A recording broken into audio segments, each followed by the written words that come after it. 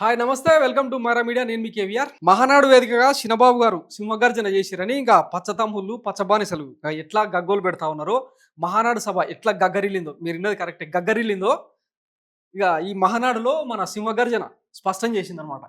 చిన్నబాబు గారు ఏమంటారంటే, రెడ్ బుక్తో వాళ్ళకు వణుకు, ఒకరికి గుండెపోటు, ఒకరికి బాత్రూంలో కాలు జారి పడ్డారు, ఇంకొకడు ఏమయ్యాడో అందరికీ తెలుసు. రెడ్ కలర్ చూసినా వాళ్ళకి నిద్ర పట్టడం లేదు. రెడ్ బుక్ అంటే అంబేద్కర్ రాజ్యాంగాన్ని అమలు చేయడమే, దాని నుంచి ఎవరు తప్పించుకోలేరు, దాని పని అది చేసుకుపోతుంది. మనం అభివృద్ధి బుక్పై దృష్టి పెడదాం, ప్రజల కోసం కష్టపడదాం, పద్ధతి ప్రకారం వాళ్ళ తప్పులు రుజువు చేసి శిక్షలు అమలు చేద్దాం, దానికి టైం పట్టొచ్చు అని చెప్పి ఇక చిన్నబాబు గారి గర్జన అనమాట. ఒకసారి ఆయన ఏమన్నాడు వినండి. ఈ రోజు ఎర్ర బుక్క కాదు కదా, ఎర్ర కలర్ ఎర్ర రంగు చూస్తేనే వణికిపోయే పరిస్థితి వస్తుంది. ఎర్ర బుక్ అంటే ఒకడికి గుండెపోటు వచ్చింది, ఎర్ర బుక్ అంటేనే ఒకడు బాత్రూంలో కాలు జారి చెయ్యి ఎర్రగొట్టుకున్నాడు, ఇంకొకడు ఏమయ్యాడో మీ అందరికి తెలుసు. అర్థమైందా రాజా? అర్థమైందా రాజా? విన్నారు కదా, అర్థమైందా రాజా అని చెప్పి ఇక మన పచ్చ సైనికులను, పచ్చ శ్రేణులను ఉద్దేశిస్తూ వాళ్ళలో నూతన ఉత్తేజం తీసుకురావడం కోసం ఇంకా చిన్నబాబు గారు ఈ గర్జన, సింహగర్జన వినిపించారు, బాగానే ఉంది.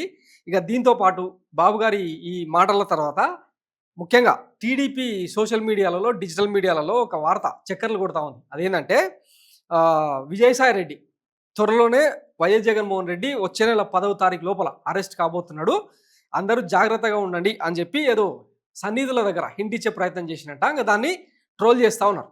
ఇంకా ఈ రెడ్ బుక్ రాజ్యాంగంలో భాగంగా మిగిలింది ఇద్దరు, ఒకరు కొడాలి నాని, రెండొకరు వైఎస్ జగన్మోహన్ రెడ్డి.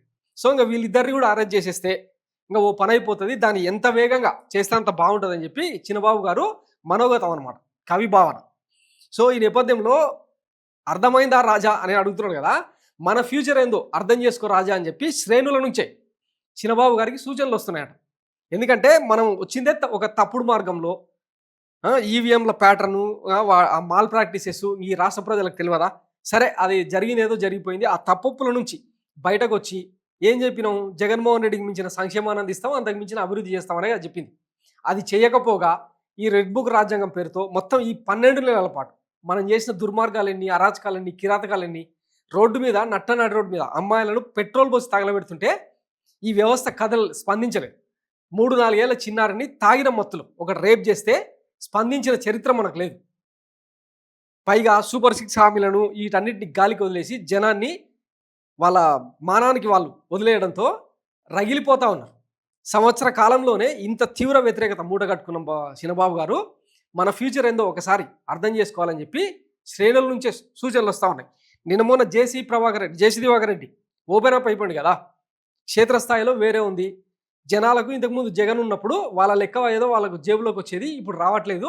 సో మేము ఓట్లు అడిగే దిక్కు కూడా లేదు, వచ్చే ఎన్నికల్లో గెలుస్తామో కూడా లేదో డౌటే ఉంది అని చెప్పి ఏదైతే చెప్పిండో ఆయనకు తత్వం బోధపడింది. మిగతా చాలామందికి, గెలిచిన 164 మందిలో మెజారిటీ ప్రజాప్రతినిధులు అందరికీ ఈ తత్వం బోధపడింది, ఒక్క చిన్నబాబు గారికి తప్ప. మరి ఏం చూసుకొని ఎగురుతున్నాడో తెలియట్లేదు. ఇంతకుముందు అంటుండగా ఒకడేమో అడ్రస్ లేకుండా పోయిండు, ఒకడేమో బాత్రూంలో కాలు జారి పడ్డాడు అని. ఒకసారి మనం గత చరిత్ర తీసుకుందాం. మన బాబు గారు జైల్లో ఉన్నప్పుడు మనం ఢిల్లీ వేదికగా 2 నెలల పాటు అబ్సాండ్ అయింది, ఈ రాష్ట్ర ప్రజలు మర్చిపోతారా?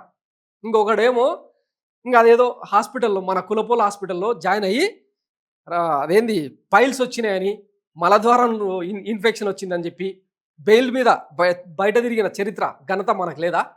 ఎవరు భయపడ్డట్టు? వైఎస్ జగన్మోహన్ రెడ్డి మొన్న ఏదో ప్రజాప్రతినిధుల మీటింగ్లో క్లియర్గా చెప్పిండు, తాడేపల్లిలో ఉన్న కావాలంటే వచ్చి అరెస్ట్ చేసుకోండి అని. చేసే దమ్ము మీకు లేదు. ఎందుకంటే ఈ సంవత్సర కాలంలో వైఎస్ జగన్మోహన్ రెడ్డి 11 సీట్లకు పరిమితమైనా కానీ వాస్తవానికి ప్రజలు ఇచ్చిన తీర్పుకు ఆయన ఏ రోజు కూడా నెగిటివ్గా తప్పుడు సంకేతం ఇవ్వలే. ప్రజలు వద్దనుకున్నారు,